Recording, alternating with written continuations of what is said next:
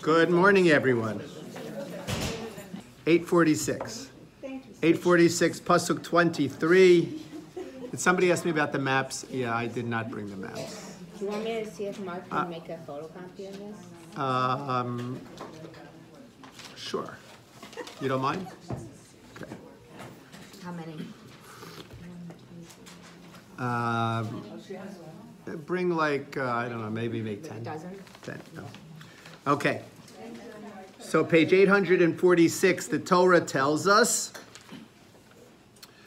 we're going to begin Pasuk 23. We spent some time last week on Kol Ha'idan. Now, Vayomer Hashem el Moshe v'el Aharon behor hahar.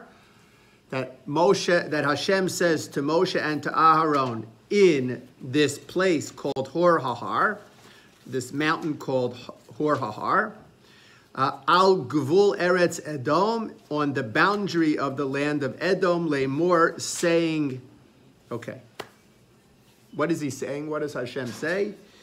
Ye'asef Aharon el Amav, that Aharon will be gathered to his people. Ki lo yavo el haaretz, for he will not come to the land. Asher nasati leVnei Yisrael, which I gave to Bnei Yisrael. Al asher mirisem es pi lemei miriva, because he rebelled against my word at mei miriva. Okay. Anybody find anything strange in those two psukim? Good morning, everyone.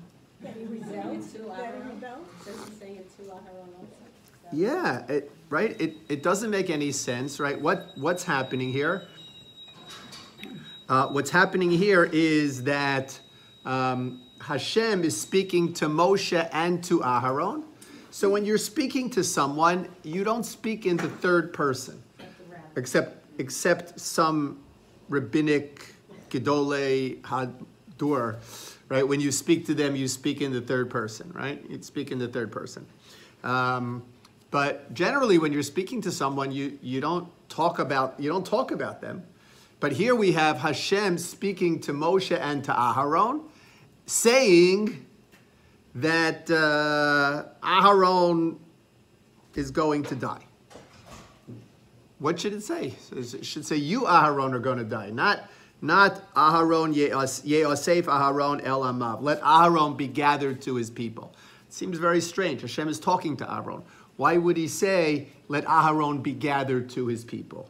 Doesn't make sense. So we have a general idea that whenever it says, the Meforshim explain that whenever it says Vayomer Hashem El Moshe v'El Aharon, that Hashem spoke to Moshe and to Aharon, it means Hashem spoke to Moshe, and Moshe then spoke to Aharon. In other words, it's not like Hashem spoke to Moshe and Aharon who were both there, because we know that Moshe and Aharon were not on the same level. As great as Moshe was, as great as Aharon was. Okay, thank you. You wanna? Who needs? You wanna just? First one, pass him on. Yeah, pass whoever needs. Okay, thank you very much, Emma. As great as Aharon was, he wasn't on the level of a Moshe Rabbeinu. So therefore, it's not like Hashem spoke to Moshe and Aharon together. Hashem spoke to Moshe, and Hashem wanted Moshe to speak to Aharon. Moshe was the one who was going to deliver this news to Aharon. All right, why is that? Why was Moshe going to deliver the news to Aharon? So there's a great medrash in the Yalkut Shimoni that reads as follows. Amar le'a Kadosh Baruch Hu Moshe. Kadosh Baruch Hu said to Moshe, Asay tova, do me a favor, ve'emor lo li Aharon al hamisa, and tell Aharon that he's going to die. Strange medrash, right? That Hashem says, right, do me a favor and tell Aharon that he's going to die. She'ani bosh lomar lo. Right? What does Hashem say? I'm embarrassed to tell him. Right? I'm embarrassed to tell him that the time has come for him to die. Okay?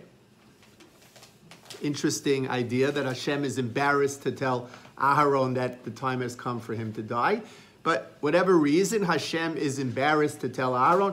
Maybe it's because of the relationship that Hashem has with Aaron, the relationship that Aaron has with Hashem, the relationship that Aaron has with the people. Whatever it is, Hashem says, I'm embarrassed to tell Aaron. Now, this could only be in the Medrash, because we can't attribute feelings and emotions to a Kadosh Baruch Hu. Hashem doesn't get embarrassed. Hashem doesn't have emotions. Hashem doesn't have feelings.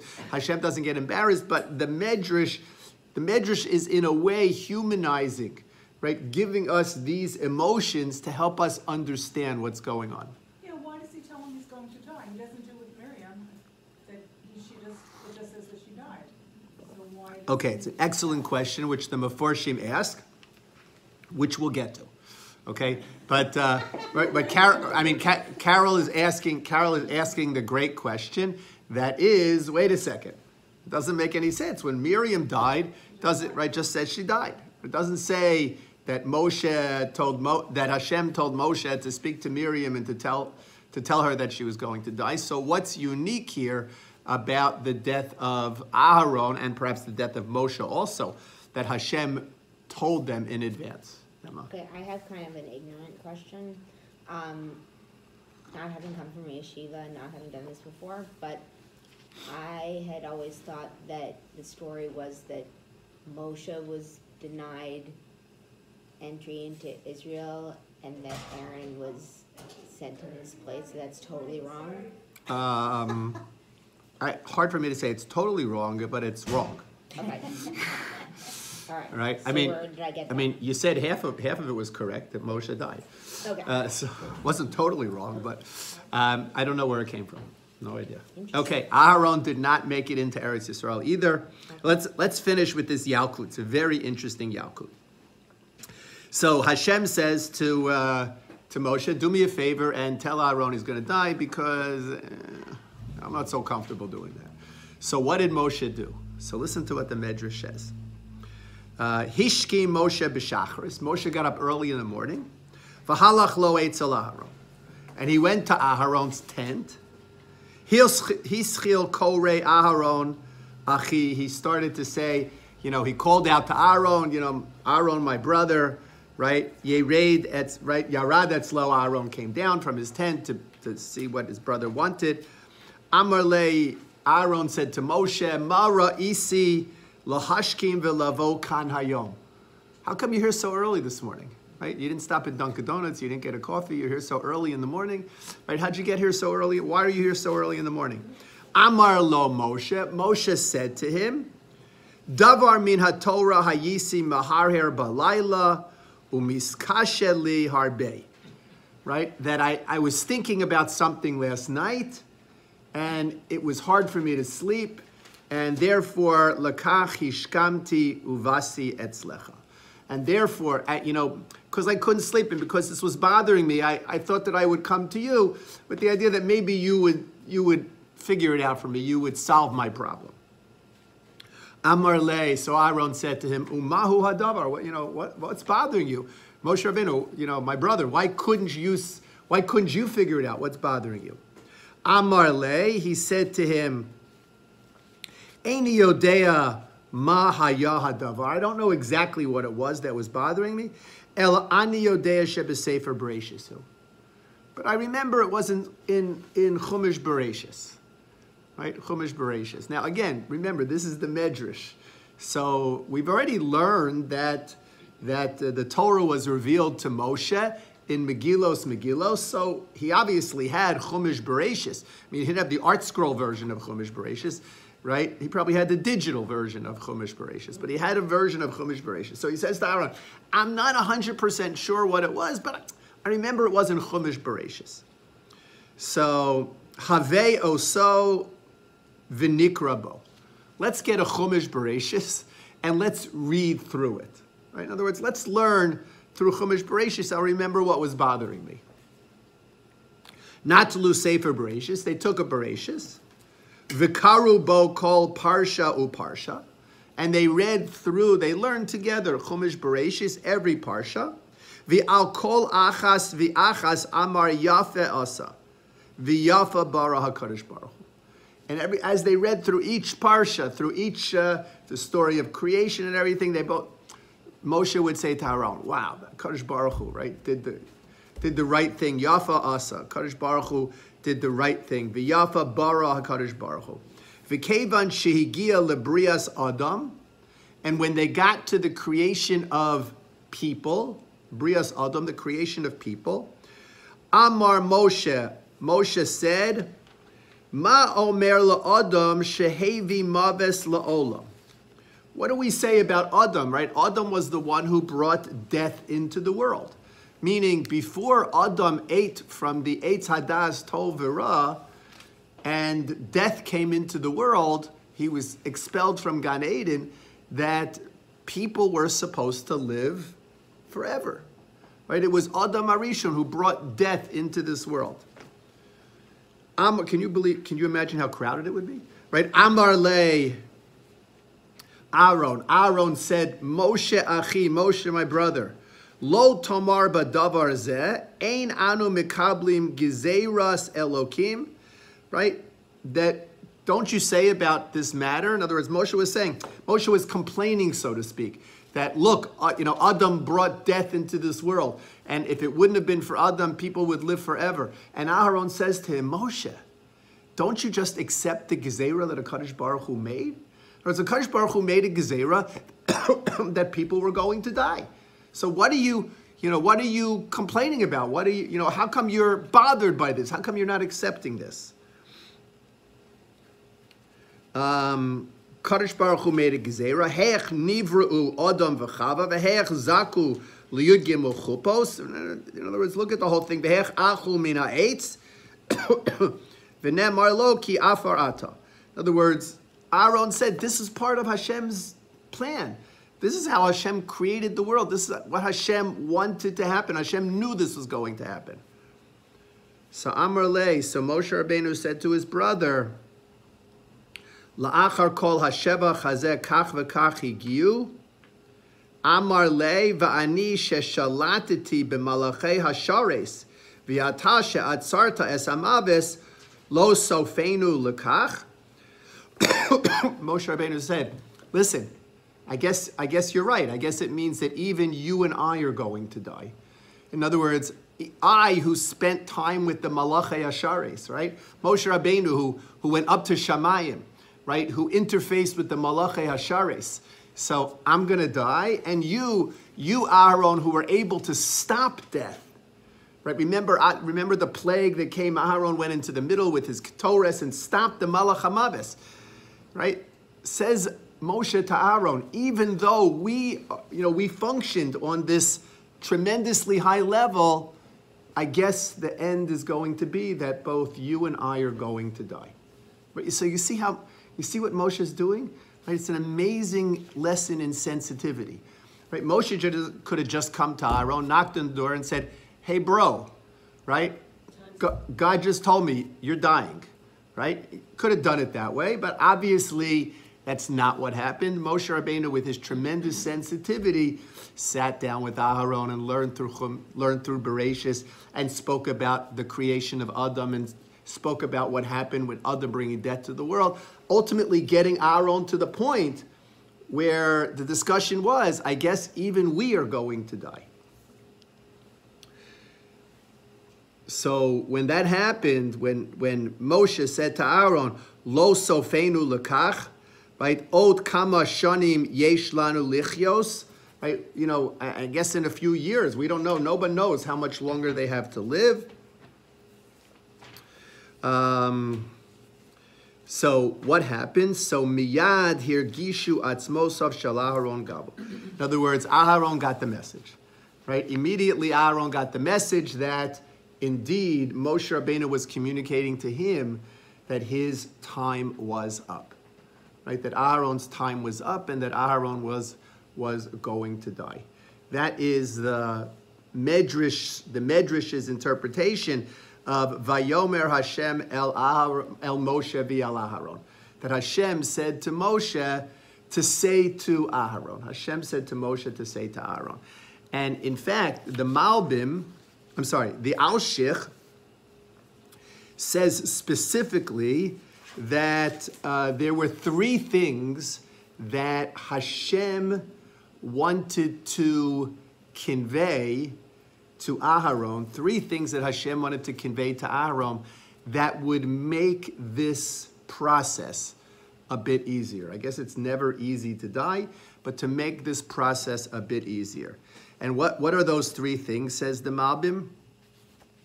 Number one, that Hashem would not say it directly to Aaron.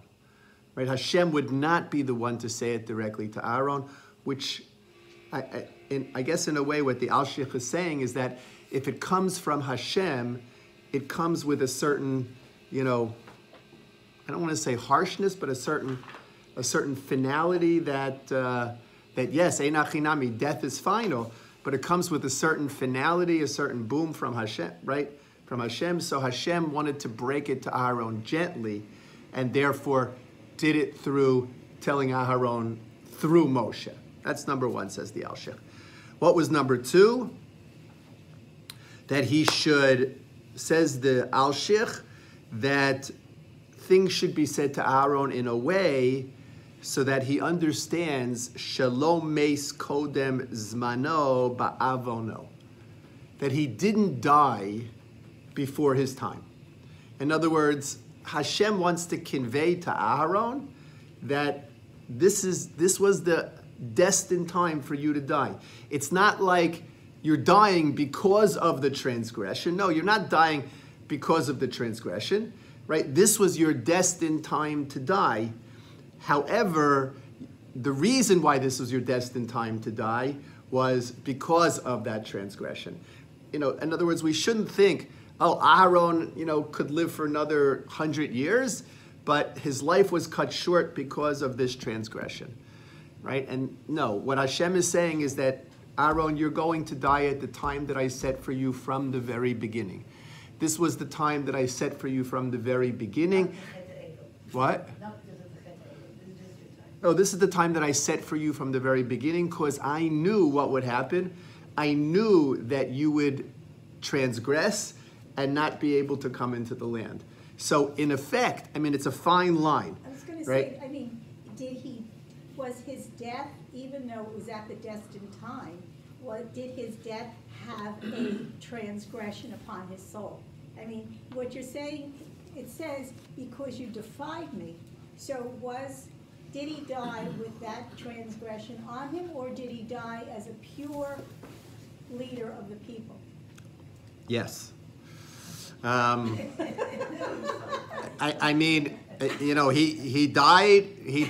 died as both. And so the Mefarshim ask the question, why is it necessary for the Torah to tell us why he is dying?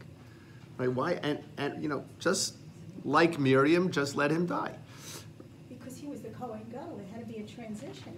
He couldn't just disappear. He couldn't just been taken up to heaven. He had to have the people. It wasn't just about Moses and Aaron's relationship. There were the people there waiting to see what would happen to their leaders as they went up the mountain. Okay, certainly a possible interpretation. But additionally, we can say as follows, that imagine that there are two people who are being punished by Bezdin. They're both being punished by Malkos, by getting lashes. All right, one of them is getting lashes because of sexual immorality, and one of them is getting lashes because of stealing. So the one who's getting lashes because of stealing says, do me a favor, let everybody know why I'm getting the lashes, right? Because I don't want people to think that I'm getting the lashes for the same reason that that other person is getting the lashes. So they announce so-and-so is getting the lashes because he stole, right? So that people don't think that getting lashes for the same reason as that other person. So says the Medrash in a way that HaKadosh Baruch Hu tells us why tzaddikim pass away, so that we know to what to attribute their death. To what to attribute their death. Even though it's Bisman, even though this is the time that was destined for them, so that we know why this was the time that was destined to them. It's a little bit of a fine line, like I said before, to understand that, in other words, yes, the Chet at Mei Merivah played a role in Aharon's death. But Hashem is telling Aaron, this was your appointed time to die. Yes, Ein Hachinami, you did something wrong, but this is your appointed time to die. Another interpretation as to why Hashem says why Aharon is going to die is because otherwise people might think that a person, a tzaddik on the level of an Aharon,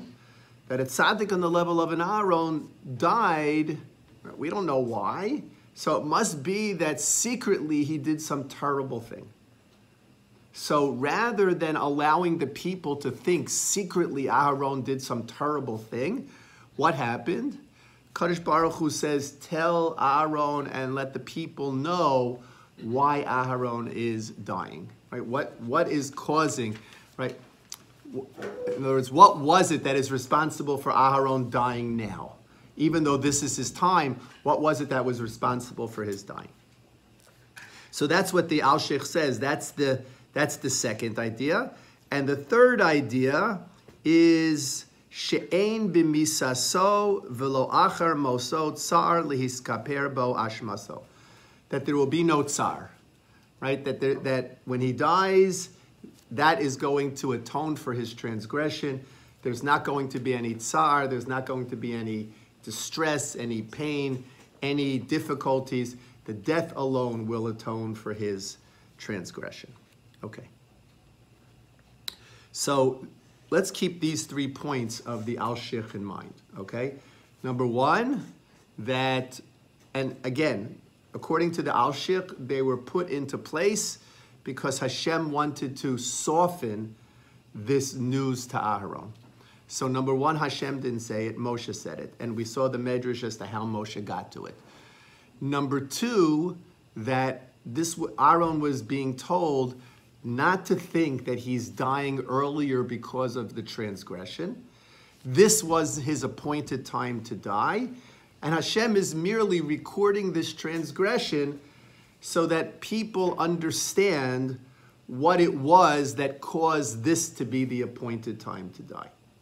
And number three, that there would be no tsar. So number one, we learned about already actually from the Med, right? That Hashem said to Moshe to say to Aaron. That was how we began. The Psukim tell us that Moshe was the one who communicated this to Aaron, number one. What about number two? Why doesn't it say that, by the way? Why doesn't the Chumash say that? Vayidaber Hashem el Moshe Tamar Aharon, you know. Why doesn't it say it straight like that? Because then we wouldn't have anything to learn here. Right? In other words, there's something to be gained from learning that whenever it says Vayomer Hashem el Moshe v'el Aharon, it was Moshe telling Aharon. So Hashem telling Moshe and telling Aharon. It wasn't like they were both standing there and they both heard it, but it was Hashem telling Moshe to tell to Aaron. If it said Vayomer Hashem el Moshe le'mor el Aharon, so we would not have known that every time it says Vayomer Hashem el Moshe v'al Aharon, it was Moshe to tell Aharon. We would have said, all right, in this particular case, it's Moshe to tell Aharon. But otherwise, Moshe and Aaron are standing there, both of them hearing from Hashem the same exact thing. And what the Mefarshim are telling us is that that's not true. That when whenever the Torah says Vayidaber Hashem el Moshe v'al Aharon, it was Vayidaber Hashem el Moshe, and Moshe was to say to Aharon. Why doesn't it say it here? It doesn't say it here because then we would say this is the exception. Right? And every other place, Hashem is talking to both Moshe and Aaron together. Right? We know that can't be here because Hashem is speaking about Aaron in the third person. Right? So if Hashem is speaking about Aaron in the third person, he's not talking to Aaron. So from here we learn that Hashem said to Moshe, who then said to Aaron. And therefore, every time it says, Vayomer Hashem el Moshe v'al Aaron, it's the same thing. In other words, the Torah didn't do it that way because it would not enable us to learn something out from it. No. I'm confused here. If Aaron is supposed to die, so why is God telling Moshe, because you defied my word at the waters of strife? Could it be you plural? It says asher mirisem, you in plural. Aaron didn't do anything wrong. So we remember we learned this, right? When we learned through Mei Miriva, when we learned through the incident of what happened, the question was, what did Aharon do wrong? We know Aharon got punished, but what did Aharon do wrong? Moshe was the one who hit the rock and didn't speak to the rock like he was supposed to do. Or Moshe was the one who said to the people, Shimu na hamorim, right? Listen, you rebellious people. Whatever transgression occurred there, so it was Moshe who was doing it, not Aharon. Aaron's chet was the chet ha'egel. So why are That's true. Aaron's chet was the chet ha'egel. That's true. But in addition to that, we learned at the time that when a person is doing an Aveira and you are there, but you don't protest, so you get labeled as part of that transgression. Right? Part of that transgression.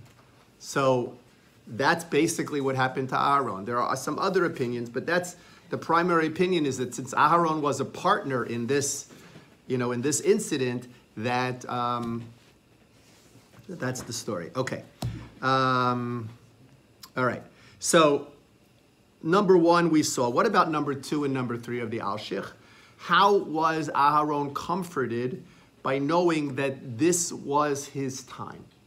So the Alshich says that it actually comes from the beginning of Pasuk Chav Daled, and we'll come back to finish Pasuk Chav Gimel, but from the beginning of Chav Daled of 24, what is the expression that is used here for death? Ye'asef Aharon el Amav. That Aharon should be gathered to his people. Ye'asef Aharon el Amav. So what does that mean? What does it mean when we say that a person is gathered to his people? And how is being gathered to your people, how is that in some way, how is that comforting to Aharon in this case, and perhaps comforting to each one of us after 120 years? So, in his particular case, with his family history, I mean, he lost two sons in the most horrific way. That was not Yeasef Elamah. It was a sudden, tragic, horrific thing. So he's going another way. So that, I mean. Okay, so Sue is saying from the fact that he is being gathered to his people, which implies almost with his agreement, right? You're going to be gathered to your people. It's not an end, it's a transition. Okay, it's not an end, it's a transition. Okay, it's not an end, it's a transition. And maybe what this is telling Aharon is bringing him comfort also on the deaths of his sons. Right? What is this idea, Ye'asef al Amo? What it basically means is that we believe in immortality. Right? Now, we don't believe in immortality of the body, but we do believe in immortality of the soul. Meaning that the soul, when it leaves the body, what happens to it? It continues to exist. Right? The housing of the soul no longer exists. The housing of the soul returns to the earth from which ultimately Adam was created. But the soul, the neshama, is immortal. The neshama never stops existing. Can't say die by neshama, it doesn't work, right? Die is a human term that we apply to the body. But the neshama never ceases to exist. And therefore, if the neshama never ceases to exist, what does Ye'asef el Amo mean?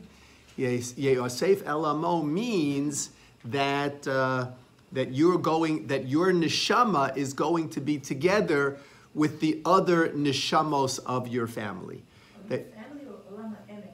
Well, it's saying el Amo, your people, right? Your people. Some of the Meforshim here understand it to be your family, but in a very interesting way. But first, I just want to make a little bit of a detour, Thelma, before I get back to that, a little bit of a detour that there is a medrash that wants to say, or I'm sorry, the Alshich quotes the following, where the Alshich wants to say, what does it mean, Ye'asef el Amo? So it means that literally he saw his people coming to get him. he saw his family coming to get him. Now, we've all heard stories of people who are dying, and they all of a sudden they start calling out the names of parents or siblings or children who had predeceased them.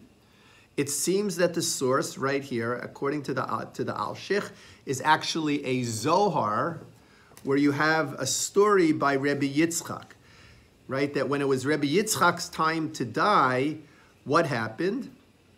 So there was a whole hisorurus bimala, right? A whole disturbance in the heavens, and v'chol krovav b'nei gilo mishpachto mechitzaso biker shegei leish kimaasehu. What happened? They all came, and they all said, "No, come, right? It's time to come." So that is Ye'asef, says the Alshich. That is Ye'asef el Amo, meaning that the neshama of the neshamos of those who predecease us, who are in existence, basically come and say, Higi Azman, the time has come. Ye'asef el Amo. Is that comforting? No. Well, we often say that when somebody dies, well, they're with, people will say that, well, they're with their parents or they're with their spouse. I mean, people will say that. 100%. Sometimes to comfort. Now, clearly that when we say that, why are we saying that?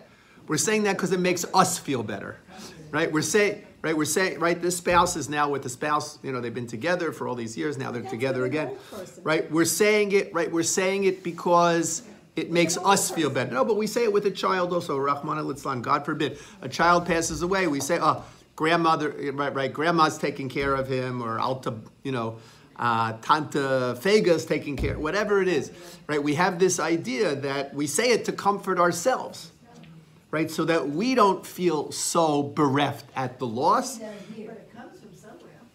No, so I'm saying we say it to comfort ourselves, but the source actually is the Zohar, who says it's comforting to the person. In other words, the person who is dying sees these family members coming to greet him. He is anxious to join them. He's anxious to join them. It's not like, right? It's not like he says, "Oh, you know what? I'd rather hang out here in this world." No, that when Hashem creates this to happen at the end of a person's life, and as the person's neshama is sensitive to these other neshamos coming to greet him, coming to welcome him, so that brings the person who's dying comfort. In other words, I'm not distressed because I know that my existence, my physical existence here in this world might be over, but there is another world. There are others, right, who predeceased me, who are now coming to welcome me into wherever, Shemayim or wherever it is. They're coming to welcome me into those places. So in a way, it's a comforting thought, right? It's a comforting thought, not only for us, but according to the way the Alshich understands it, from the Zohar to the person who's dying as well. Now, it must be, I guess, if, following the Zohar, that everyone who dies that sees that, right? That everyone who dies ultimately sees that. I don't know that we necessarily know that, but, not everybody who dies says, there's my mother, there's my father, or speaks of hearing voice. But according to the Zohar, that's ultimately what happens. And then the Alshich says something fascinating. The Alshich says, but it's a little bit different than we might imagine.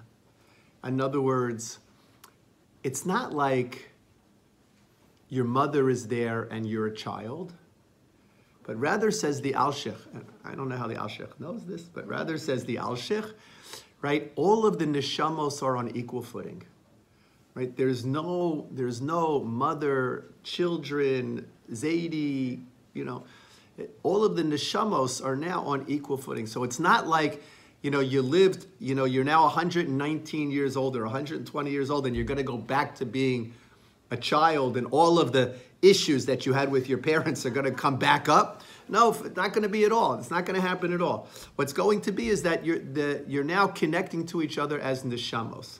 And neshamos don't, physical bodies have a relationship of parent and child. Because after all, how did I get here? Right? I got here, my physical body got here through my parents. So I am always the child of these parents, but that's a physical thing. That's a physicality. That's my body. My neshama didn't come from them. We say there are three partners in the creation of a human being. The mother, the father, and HaKadosh Baruch Hu. The mother and father provide the physical material, and HaKadosh Baruch Hu provides the neshama, the spiritual material. So when our physicality ends in this world, the Al-Sheikh says, so there, along with the end of that physicality comes the end of relationships as we know them. So our neshamos are going to relate to the neshamos of parents and grandparents and great-grandparents on a completely different plane than we understand those relationships here in this world. So it's an interesting aside, right? An interesting aside to that the Al-Sheikh brings up. So then it's comforting to us to think that they're with their parents, but in fact, there's a way in which we don't understand that they're... Right, so in other words, to say, you know, when God forbid a child passes away, to say, you know, that now, you know, his parents are taking care of him, that's more for us than it is, at least according to the Al-Sheikh. Right? That's more for us than it is. In other words, basically, when a neshama leaves this world, it doesn't need anything to take care of it. Right. Doesn't need anyone to take care of it. Right? The neshama is a part that's eternal. Doesn't need anyone. Right? Physically, we need to be taken care of. Right? When we're infants, when we're children, we need to be taken care of. So until the age of 40, we need to be taken care of. Right? But what happens ultimately? Right? Ultimately. Right? We don't need to be then we start taking care of other people, right? We don't need to be taken care of anymore because we've learned how to physically take care of ourselves, at least theoretically. We've learned how to physically take care of ourselves. And then we take care of our parents. Right? Correct. In other words, but the idea that's here is that taking care of is an expression of physicality. Right? Why do we take care of our parents? We take care of our parents because their physical existence is sometimes challenged. Maybe they can't get around the way they used to get around, or they can't do what they used to do, or whatever it is. They need help with things. So our taking care of them is the same way at a particular point they took care of us. It's it's an expression of the physical. You can't actually use the phrase taking care of when we're talking about neshamos. Right? It doesn't work. So what the Al-Sheikh is saying is that the eternality of the neshama is something that not only brings a person comfort, knowing that the neshama is going to exist forever, but actually, in addition to that, knowing that the neshama is going to interact with other neshamos, right? Family neshamos, people neshamos, on a completely different level than the person has ever been used to before. So that, according to the Al-Sheikh, is actually the second and the third idea, which is hinted at in the words Yeasef al Aharon el Amav. And actually, Rav Shimshon Raphael Hirsch has a very long excursus on this idea of the immortality of the soul. He doesn't bring it here. He brings it back in Bereshis. But he brings it back in Bereshis when Avraham dies, which is the first time we have the expression Yeasef el Amo, right? That Avraham was gathered to his people, and there, the Rav Shimshon Raphael Hirsch says, why does the Torah say this instead of dies? Because the Torah is trying to teach us about the immortality of the soul. So that idea continues through here. Okay. So let's go back to Pasuk 23. Vayomer Hashem el Moshe v'el Aharon behor hahar al gvul eretz Edom lemor. Where was this said? Al gvul eretz Edom lemor. What does it mean? Al gvul eretz Edom, right? By the boundary of Eretz Edom. If I was looking to define the place, what would I say? I would say in the first pasuk, Vayis'u mikadesh, vayavau b'nei Yisrael, kol ha'eda, hor hahar, al gvul eretz Edom. In other words, the expression of al gvul eretz Edom actually belongs in the first pasuk if we are simply giving over a geographical location. In other words, which hor hahar is it? It's the hor hahar, which is gvul eretz Edom. If you look at the map that you have,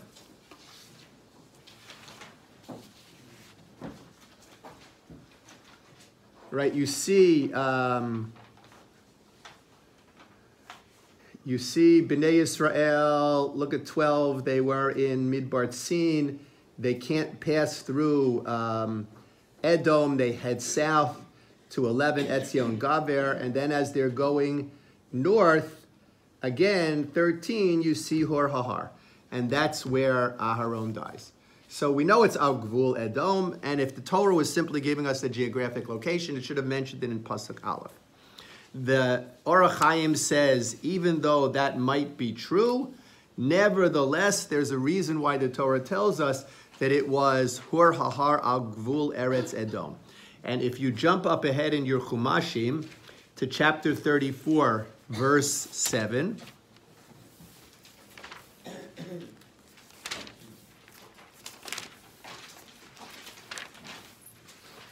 chapter 34, verse 7, which is on page 924. Here we are getting the boundaries of Eretz Yisrael. And what is the northern boundary? Pasuk Zayin. V'zeh yiyeh lachem gvul tzafon. This will be your northern boundary. Min hayam hagadol, from the Great Sea. What's the Great Sea? Mediterranean, correct. Right? Min hayam hagadol tisa'u lachem hor hahar. Right? From the Great Sea you turn to Hor Hahar. What is that? Wait a second. Could that be our Hor Hahar? No, because where is our Hor Hahar? Our Hor Hahar is way south. Way south. It's right, way south. And way east. Right? Way south and way east, if you will. Okay? So what must this Hor Hahar be? This is the different Hor Hahar. It seems there were two places, says the Orach Chaim, called Hor Hahar. One was north, right? One was north and more west, which delineated the boundary, the northern boundary of Israel, which you don't have here on the map, right? Delineated the northern boundary of Israel. And then there was a Hor Hahar that was south and east, that was Al Gvul Eretz Edom. So the Orach Chaim says simply that Torah is just defining the geographic location of this place. Why didn't the Torah put it in Pasuk Aleph? The Orach Chaim doesn't say why. Right? The Orach Chaim doesn't say. It's just telling us which geographic location this is. Don't think this is the same Hor Hahar that's mentioned, a few prakim later. This is a different Hor Hahar. Okay, no, very nice. Nice interpretation, good. But according to the idea that it should be in the first pasuk, that if all the Torah is doing is giving us a geographic location, should be in the first pasuk, there must be something deeper than simply the geographic location. And here I want you to look at Rashi. Rashi quotes the Yalkut here, I believe. All right, look at Rashi. Rashi is in the second column. 1, 2, 3, 4, 5 lines up from the bottom of the second column. Rashi says, Al Gvul Eretz Edom, Magid, Shemipnei Shenischabru Kan, Lihiskarev Le'esav Harasha, Nifritzu Ma'asehem, V'chasru Had Sadik Hazeh. What is Rashi saying? That the Torah is telling us that this Hor Hahar was Al Gvul Edom because Edom played a role in the death of Aharon. Edom played a role in the death of Aharon. How did it happen that Edom played a role in the death of Aharon? So according to what Rashi is saying, that when Bnei Yisrael came close to Edom, which is really Esav, so as a result of that, they were unsuccessful in crossing the land, and they lost Aharon. We have a principle called Megalgalin Schus al Yedei Zakai, Umegalgalin Chova al Yedei Chayav. Meaning that there is a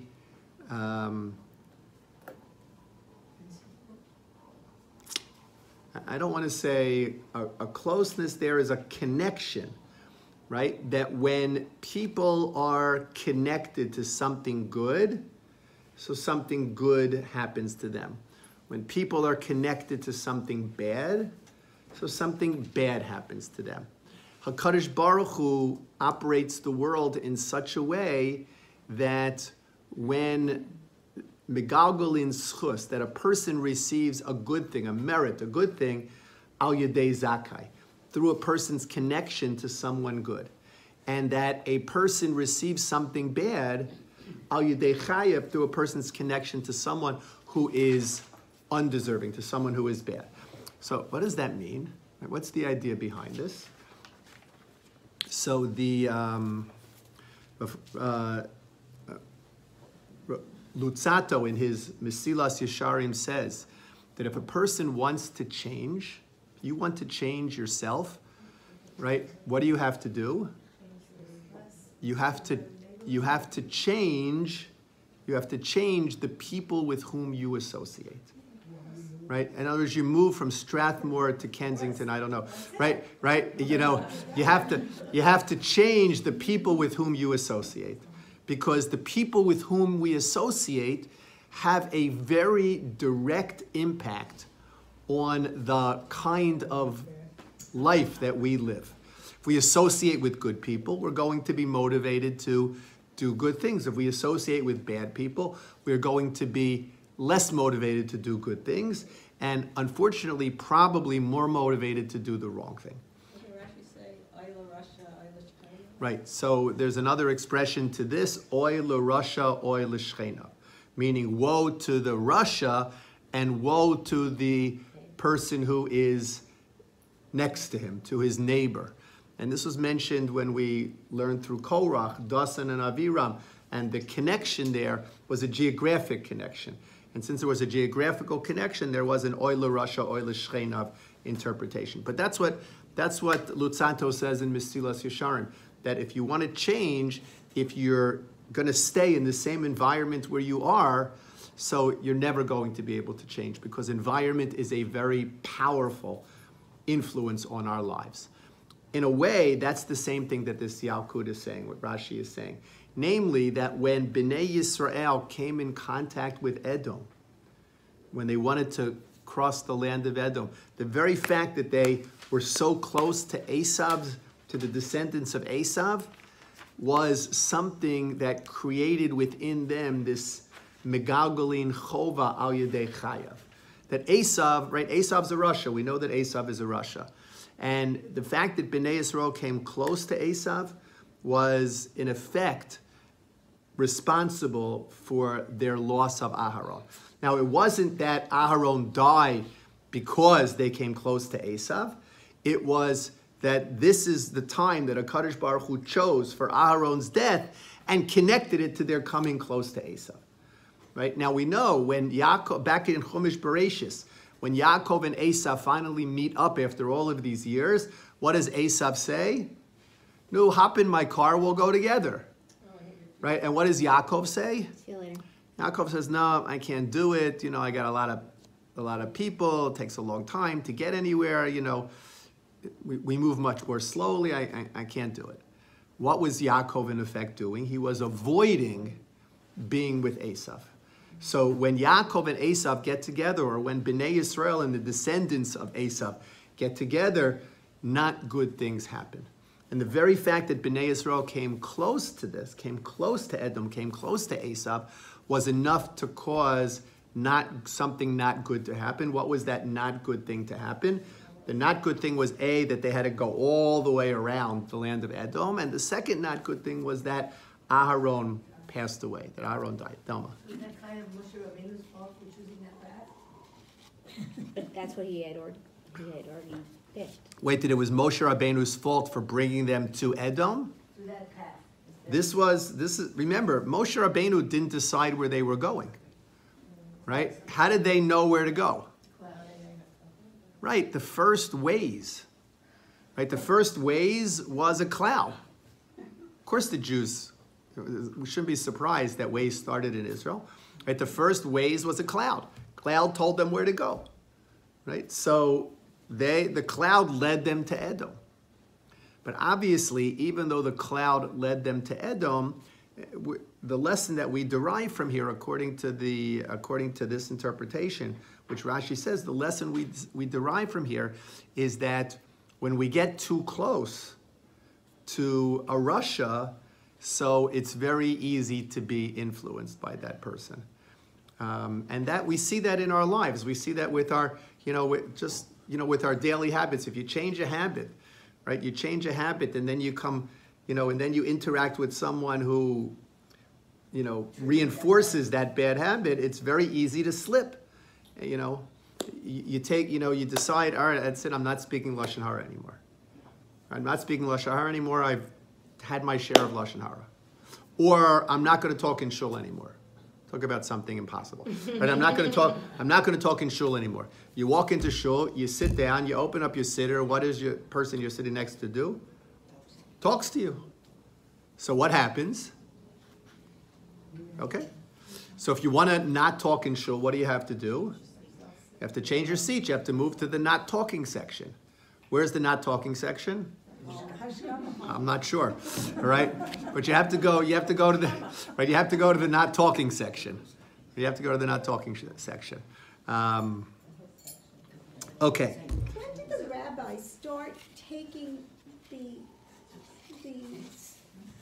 portions and make them personal? In other words, what really is happening is this is the beginning of the creation of Israel. So it's a story of a nation. It's the beginnings of a people that have to be independent. And, as we go along, we see the death of their leaders, the miracles dissipate, and they have to learn to be more. When did the rabbis start taking these episodes and incidents and creating almost like I don't want to use the word minimizing it, because when it's a national level, it's a far greater impact. But when did they start making the interpretation so personal and relating to the, like every aspect? So they take, rather than taking Aaron's death and looking at it globally, they're taking it and making it. Look, I think there are those that look at it more globally, the way that you described, namely that Bnei Yisrael are learning how to be independent, and the way you learn to be independent is when you're no longer able to rely on the people that you've relied on. So yes, Ein Achinami, Miriam died, Aaron dies, Moshe's going to die. And we know that Bnei Yisrael, whenever there's not a leader, what happens? Gahak Tzaras. Right? Whenever there's not a leader for Bnei Yisrael, they devolve into a difficult people. Not that we're not difficult other times, but they devolve into a difficult people. So we need, to some extent, we need that leadership. And here there was, I think, a weaning from the miracles, from the miraculous journey of the Midbar, to a realization that, well, now we're going to have to work on our own and take care of ourselves and do these kinds of things. That's true, no question. But there are also, within the national, there are also personal lessons to be learned. But when did that start? Like in the time frame? That's what I'm asking. I mean, look, Rashi is quoting here. Rashi is quoting the Medrash Tanchuma, right? Well, let's go back to the beginning of class. The Yalkut Shimoni is the most, almost like a Dutch painting, the most domesticated, relatable story of a brother going to a brother. It's early. What are you doing? Why are you here? And bringing him almost with a psychological sophistication to his own realization of what this message is. So, does the Yalkut Shimoni have a source, or is that his own? There's no source mentioned. The Yalkut Shimoni is a source. In other words, the Yalkut Shimoni is a source. No, but Rashi says Tanhuma, there's no Midrash Tanhuma or anything, this is all. No, the Yalkut Shimoni was a medrash. The Yalkut Shimoni is a medrash. The Yalkut Shimoni is not, the Yalkut Shimoni is a medrash. I thought he was later. I mean, the Yalkut Shimoni, did you look it up? Look them up? By the way, a good thing to have in the back of the Chumash, you have some Yalkut Shimoni, the best known and most comprehensive midrashic anthology. I'm on page 1303. So he's a Midrashic anthology. Right? The best known and most comprehensive midrashic anthology covering the entire Tanakh, attributed to Rabbi Shimon Hadarshan of Frankfurt in the 13th century.